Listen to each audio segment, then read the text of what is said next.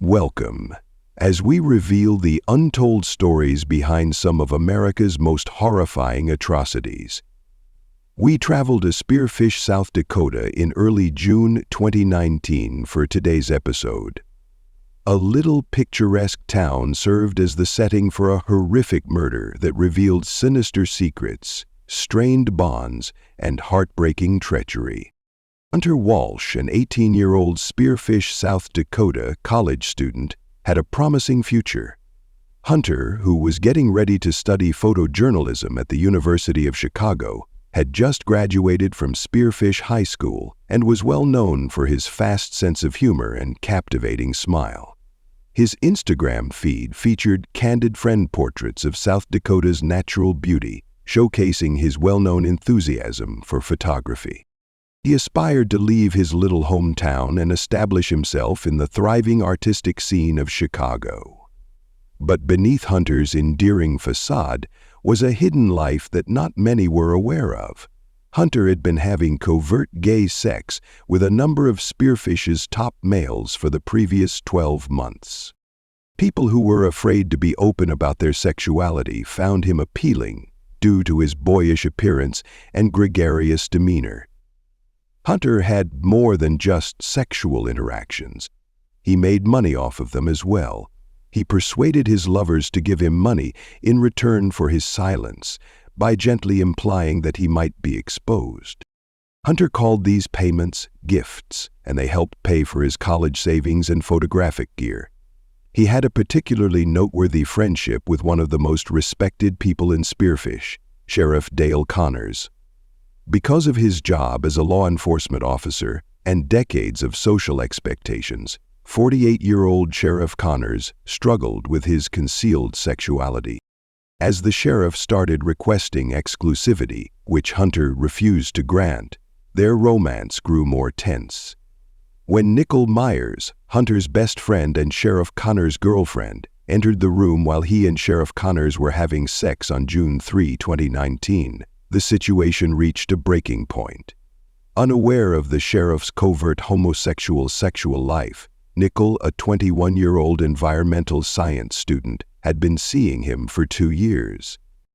She was deeply hurt by the treachery. Nicole escalated the quarrel into a public scene that same evening when she confronted the sheriff at a nearby cafe. According to witnesses, the sheriff lost his temper and violently beat Hunter, pushing him against the wall. Hunter was shaken and humiliated when he left the diner. Later, friends reported that he was abnormally silent in the days that followed. He told a friend that he was afraid Sheriff Connors would take revenge, but he didn't. Hunter was equally upset with Nicole, regretting that their tight connection was probably lost forever.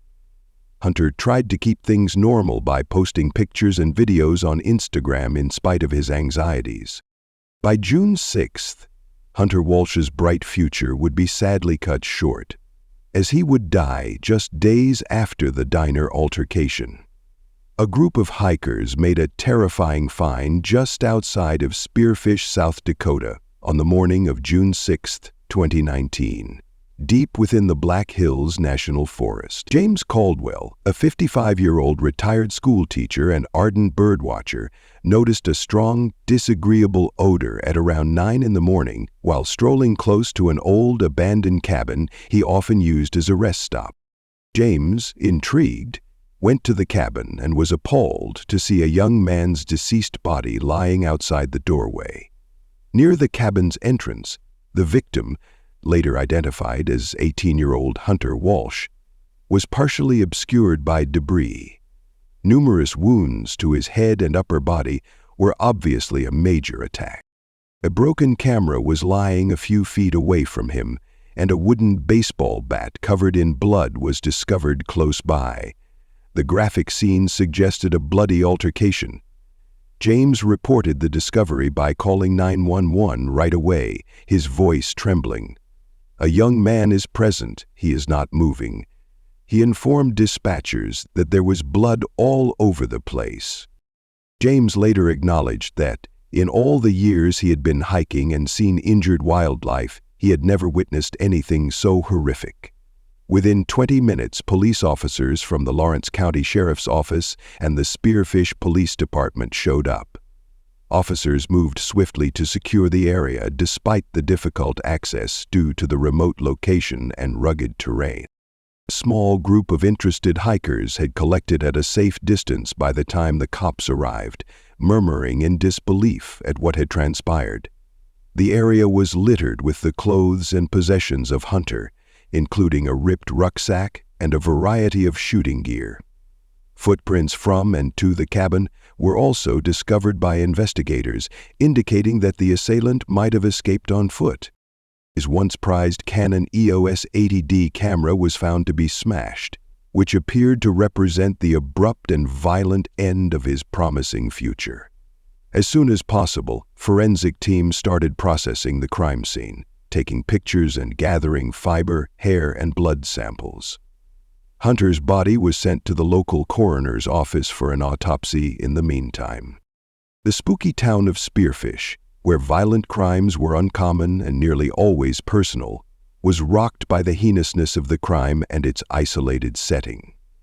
James Caldwell called 911, and within 30 minutes, Spearfish police and investigators from the Lawrence County Sheriff's Office reached the crime site.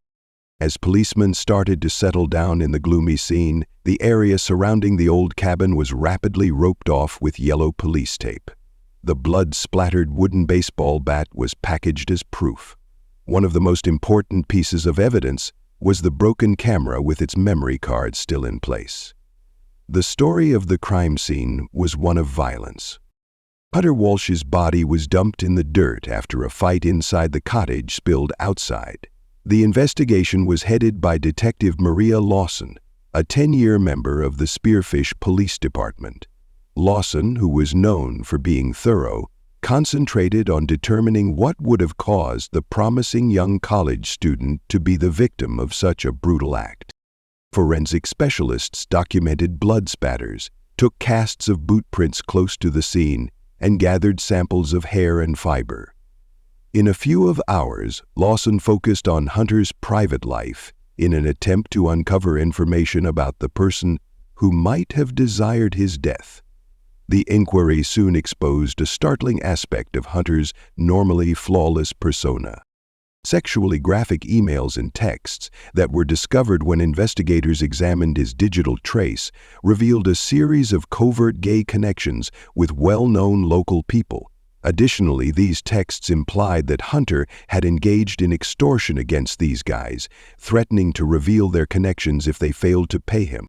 His phone yielded one of the most incriminating findings: texts sent to the little town's well-respected law enforcement authority, Sheriff Dale Connors.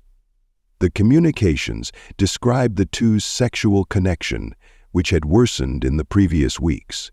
When Connors insisted on greater discretion, Hunter and the sheriff became increasingly tense. If Connors didn't cooperate, Hunter threatened to make their relationship public. Another alarming incident surfaced during police interviews with locals. The altercation had taken place at a local hangout, Rudy's Diner, 2 days prior to Hunter's body being discovered. According to witnesses, Sheriff Connors grabbed Hunter by the collar and pushed him into a booth while displaying obvious anger. The disagreement turned into a fight. Hunter was apparently severely beaten by the sheriff several times before he left. There was no official complaint made. The town was talking about the tragedy. This information complicated the matter further and damaged Connor's reputation. Was the sheriff's rage sufficient to cause a murder? Or was there another with a more sinister intent? Dale Connors, sheriff. In the South Dakota town of Spearfish, 48 was a well-respected individual. He had established a solid reputation as a trustworthy law enforcement leader, known for his cool head and commitment to the community. Police quickly discovered a convoluted and reticent aspect of his life, though. Hunter Walsh and Dale had been having an affair behind closed doors. An agreement that deteriorated over time due to feelings, secrets, and jealousy. Investigators discovered that the relationship started out innocently enough. After meeting at a nearby charity function in late 2018, Hunter and Dale's relationship swiftly developed into a sexual one. The relationship gave Dale the opportunity to explore a side of himself that he had long repressed. For Hunter, it was only one of several covert homosexual relationships that also had financial advantages. Dale quickly fell in love and demanded that the relationship be exclusive. However, Hunter was opportunistic and fiercely independent, didn't want to be confined, particularly when he was interacting with other well-known people in the community. When Dale's 21-year-old girlfriend, Nicole Myers, learned of the affair, tensions between the two increased. Dale had been dating Nicole, a lively college student majoring in environmental science, for 2 years. To quell speculations about his sexual orientation, Dale eventually told investigators that Nicole was merely a beard. For a while, the arrangement worked, but Nicole was unaware that she was being exploited to keep Dale's secret. Nicole discovered Dale and Hunter having sex at Dale's house in the beginning of June 2019. The ensuing altercation was heated. In a fit of rage, Nicole accused Dale of deceiving her for years and called him a closet gay coward. Hunter, whom she had previously regarded as her best friend, was also the target of her ire. Dale was devastated by the aftermath and begged Hunter to stop dating other people and devote all of his time to him. Hunter declined. The conflict reached a boiling point 2 days later when Dale and Hunter were spotted arguing angrily at Rudy's diner. Witnesses said Dale grabbed Hunter by the collar and yelled at him, clearly upset. Dale viciously battered Hunter throughout the altercation before hurriedly leaving. Dale acknowledged the altercation at the diner when he was questioned by the police, but he denied having anything to do with Hunter's death. Although their relationship had been tumultuous, he maintained that he would never hurt Hunter in a composed yet guarded manner. Despite his denials, he was a major suspect in the case because of his motivations: jealousy, treachery, and fear of being exposed. Nicole Myers was a 21-year-old environmental science student at Black Hills State University who was fervently independent. Nicole had always been the kind to stand up for her beliefs because of her sharp mind and strong convictions. She showed her heart, however, when it came to love. Nicole thought she had found her true love in Sheriff Dale Connors for 2 years. She said he was pleasant, dependable, and protective, even though they were 27 years apart in age. After a turbulent upbringing, Dale was in many ways the stability she had long sought. Early in June 2019, Nicole's hopes for a future with Dale were dashed. It was an unexpected and devastating finding. One evening, Nicole entered Dale's house to discover him having sex with her closest friend, Hunter Walsh, while naked. There were 2 sides to the betrayal. Dale wasn't merely unfaithful, he was sleeping with her best friend, another man, someone Nicole had complete faith in. The altercation was explosive. Nicole was furious and yelled at Dale and Hunter in shock. Taken by surprise, Dale attempted to clarify, but his justifications only made matters worse. Nicole became enraged with Hunter and accused him of ruining their relationship. For Nicole, it was devastating, but for Hunter, it was simply another complex moment in a life full of covert sex. Nicole concentrated on controlling her own right. Nicole started to piece together previous instances in their relationship that finally made sense as the shock subsided. One sad fact was revealed by Dale's hesitancy to show physical affection, his frequent justifications for avoiding public shows of affection, and his peculiar conduct around specific individuals. For Dale, Nicole had been a beard, a disguise for his secret sexuality. Nicole was devastated when Dale finally came clean about this. She felt abandoned, exploited, and degraded. Nicole's feelings deteriorated in the days that followed this discovery.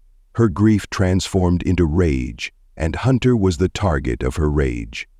Nicole sent Hunter a string of acrimonious text messages the week before he passed away, which investigators later discovered.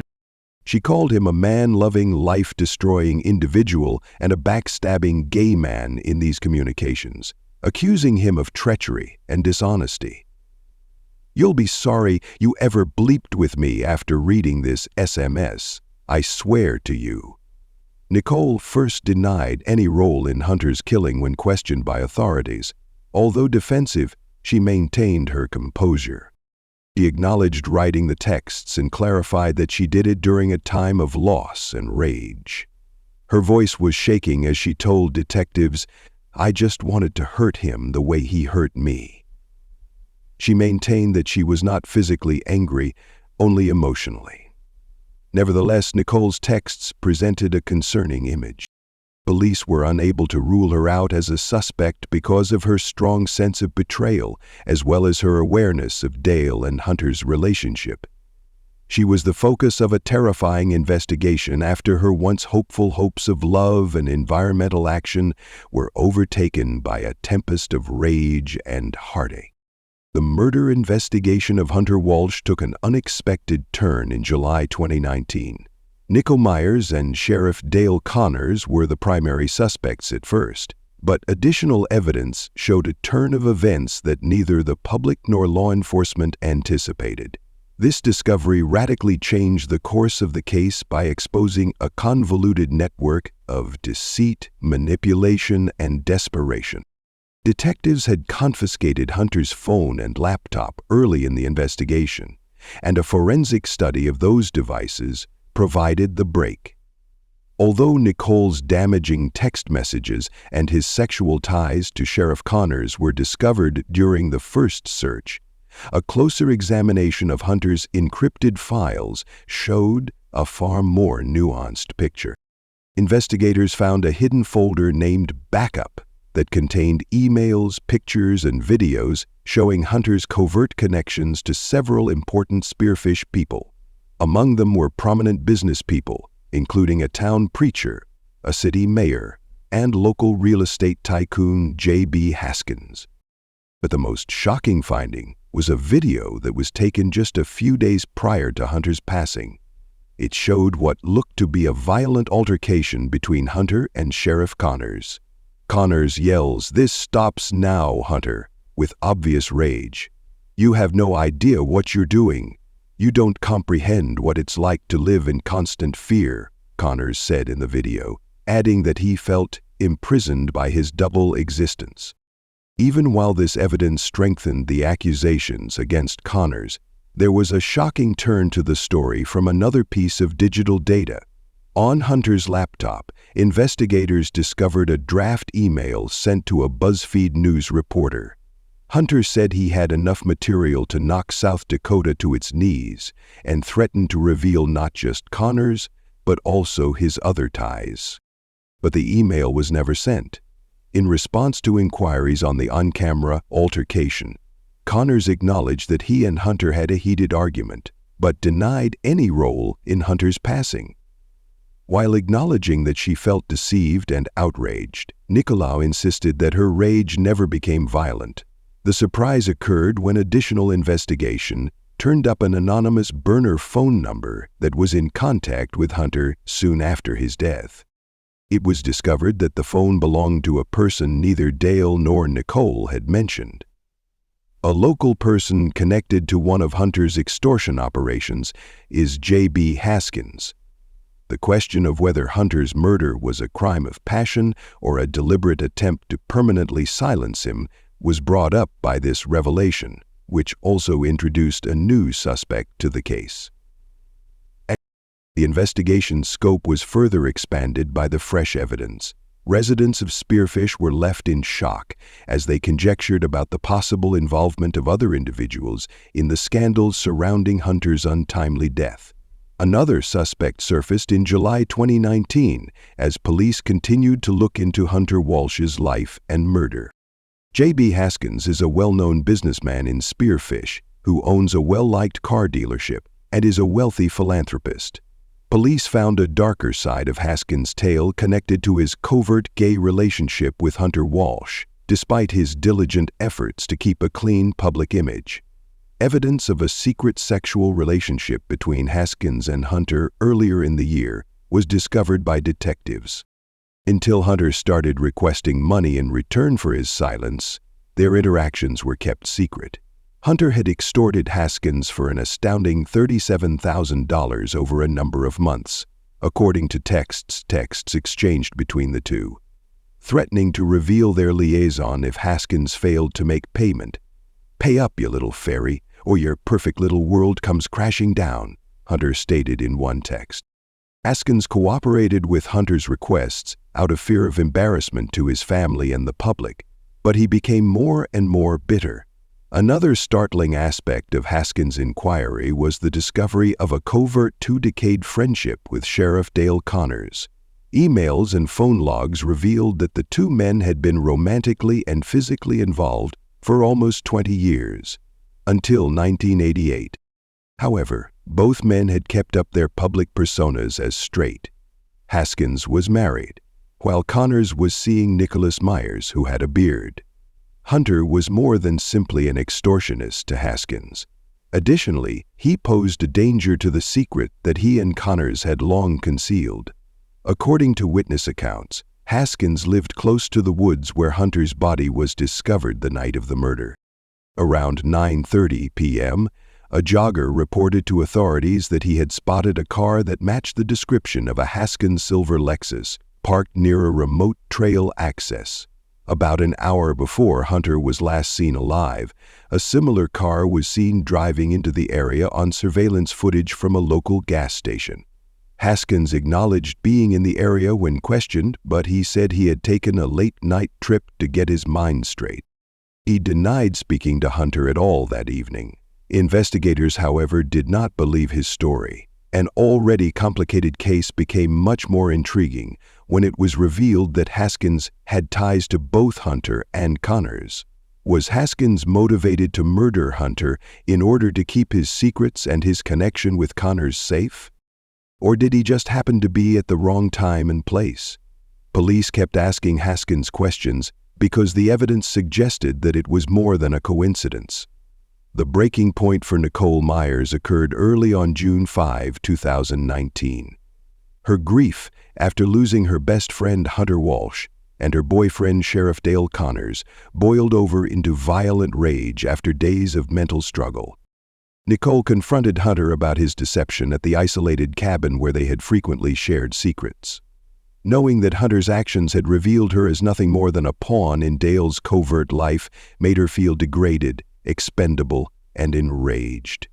Hunter, who has always been brazen and unrepentant, denied her charges, which only made her angrier. Nicole noticed a battered baseball bat resting against the wall, a remnant of previous cabin excursions, in the midst of the chaos. She swung in mad rage, grabbing it in her quivering hands. Hunter was struck repeatedly while he pleaded for forgiveness. She became enraged, and Hunter was dead on the cabin floor when the dust settled. In a panic, Nicole came up with a scheme to blame Dale rather than herself. She was aware that disclosing Dale's covert homosexual liaisons would ruin his reputation and profession. She planted objects from Dale's truck in the scene to implicate him, regardless of whether he was found guilty of murder. Dale often carried cigarette butts and a monogrammed glove around the lodge. Then, leaving behind a gory scene intended to implicate her ex-lover, she ran away after wiping her fingerprints off the bat.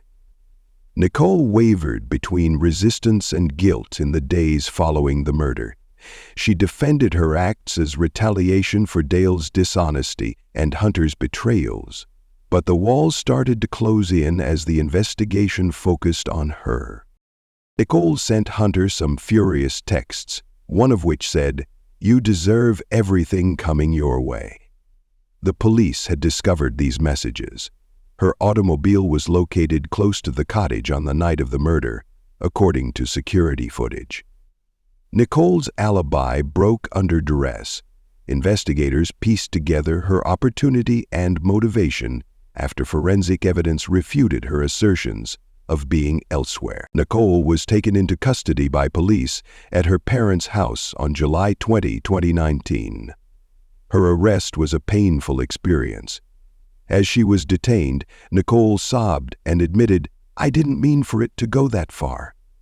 Even though it ruined her life, she secretly felt a perverse feeling of vindication for controlling her suffering.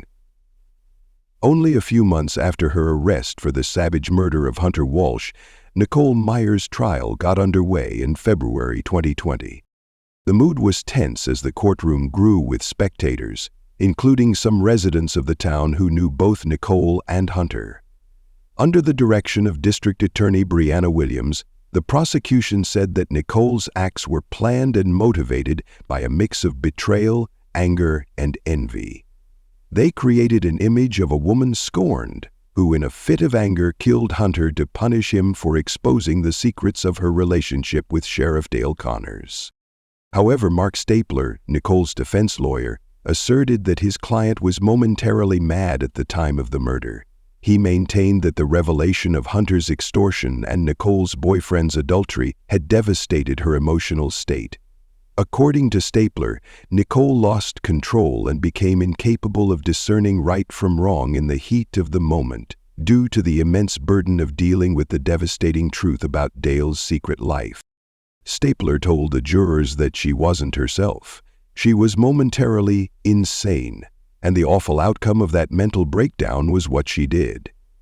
In response, the prosecution argued that Nicole had complete control over her conduct because of the deliberate way she set up the scene to implicate Dale. Additionally, they provided forensic proof demonstrating that Hunter had been struck repeatedly, making it clear that Nicole had acted with clear intent. Nicole's intense animosity for Hunter and her awareness of his extortion tactics were demonstrated by text messages she sent him that were discovered on his phone. The jury found the defendant guilty of second-degree murder following weeks of deliberations. The jury was not persuaded that Nicole should be judged less responsible by the defense's attempt to invoke temporary insanity. Some residents of Pine Valley, a small town, were relieved by the verdict, but others believed that justice was not yet served. Many people still felt sorry for Nicole because they thought that, considering the betrayal she had experienced, her emotional collapse was reasonable. Nicole was condemned by the judge at her sentencing hearing to 25 years in jail without the prospect of parole. Mark Stapler and Rachel Turner, her co-counsel, had hoped for a lighter sentence, but the judge was certain that Nicole was completely accountable for her conduct due to the severity of the crime and her manipulation of the evidence. Nicole murmured to her lawyer, "I never meant for it to go this far," as she was taken away in handcuffs. As the tragedy weighed heavily on everyone, the courtroom remained silent. The small community was affected for a long time by the aftermath of Hunter Walsh's murder. Nicole Myers, who is currently serving a 25-year term for her involvement in the murder, came to represent pain and treachery. The community had been enthralled by her trial, and many were still processing the events that led to Hunter's death. Nicole's life was now restricted to the chilly confines of a state jail after she was convicted in February 2020. The jury found her guilty, and the court sentenced her to a severe punishment, despite her lawyer's attempts to claim that the murder was the result of an emotional breakdown. A few days after Nicole was sentenced, Sheriff Dale Connors, who was formerly a well-liked person in the community, resigned. He was unable to stay in law enforcement because of the scandal involving his covert sexual relationship with Hunter and his role in the dramatic events leading up to the murder. The town was astonished by his sudden resignation. Dale's life underwent a significant and surprising transformation. He reportedly resumed his friendship with J.B. Haskins, the man Hunter had extorted for years, in the months after he resigned. After more than 20 years of covert involvement, Dale's emotional collapse over Hunter's death seems to have strengthened their bond. In order to start over in West Hollywood, California, where they could live freely without worrying about criticism, Dale and GB made the decision to leave Pine Valley by the end of 2020. The media extensively reported on the couple's relocation, which seemed to be an escape from the years of deceit and unrest in the small village. Dale and JB found a fresh start in West Hollywood, far from the small-town controversies that had plagued them for so long. After settling into a small apartment, they started going to LGBT+ events where they could be themselves without fear. No one who had followed their journey was surprised when they announced their engagement as the months went by. The couple, who had been supported by their family and close friends during their challenging journey, were married in a private ceremony at the beginning of 2021. We appreciate your participation in this True Crime Case Files episode. The tale of Hunter Walsh serves as a chilling reminder of how betrayal and secrets can destroy lives. Stay tuned for our next episode, where we uncover another chilling tale of crime and justice. Remember to share, like, comment, and subscribe. I'll see you on the following story.